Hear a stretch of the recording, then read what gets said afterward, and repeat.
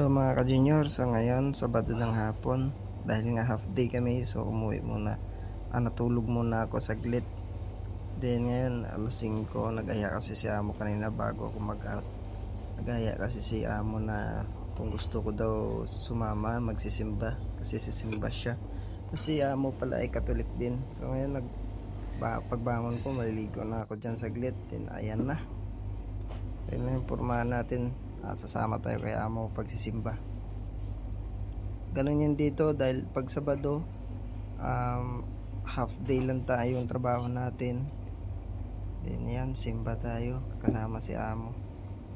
So ang ganda dito sa napasukan natin company dito sa ibang bansa, dahil nga hindi bugbog ang katawan, din alagang alaga pa, libre pa bahay, libre pagkain, so libre, halos libre lahat. Kaya magpapasalamat ako sa Lord na binibigay yung blessing na ito, at maraming salamat din sa amo ko na napakabait. Ayan, so pagtapos natin mamaya magsimba, sigurado mag-ahaya na naman ito si amo na magmo-movie, so kasama na naman kami mag-movie doon sa taas. Ayan guys, nagsuot lang tayo dyan. Yan lang yung sapatos natin, nasuot natin. So ganito lang ang buhay abroad pala.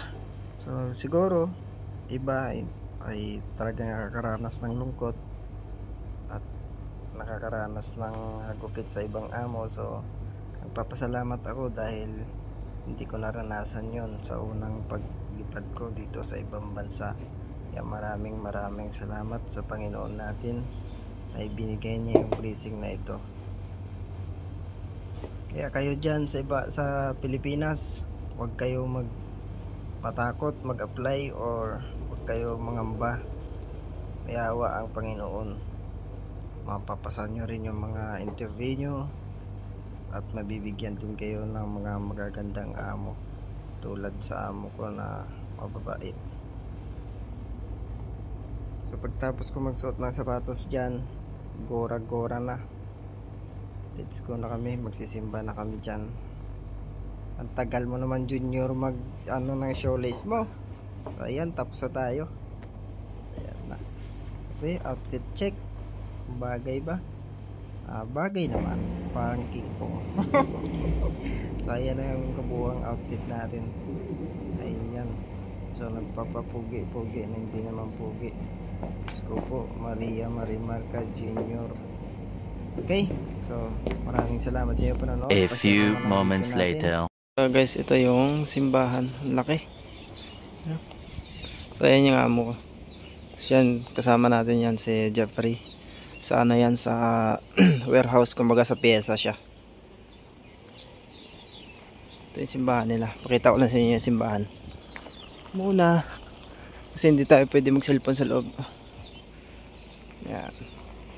This is a Catholic church. Yan. So magandang hapon sa inyong lahat.